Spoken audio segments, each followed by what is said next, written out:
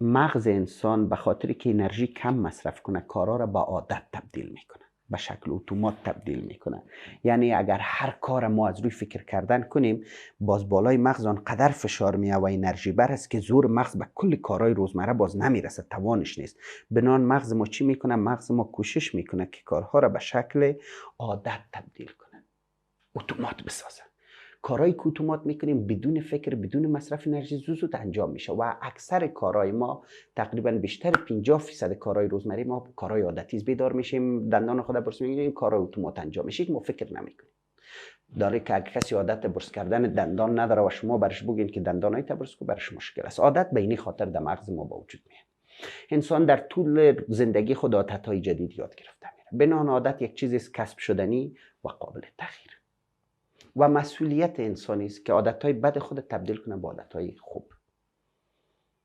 و این عادت بر ما تا اینجا گفت که هم میتونه در زندگی فردی ما، هم در یک سازمان، هم در یک کشور میتونه تغییر کنه. انسان خوب است عادت خود خوب بسازه، پدر مادر خوب است عادت خوب بر اولاد خود تولید کنه، رئیس خوب است در کارمندای خود عادات خوب تولید کنه و رهبر خوب است در پیروای خود عادات خوب تولید کنه. این بسیار مهم است.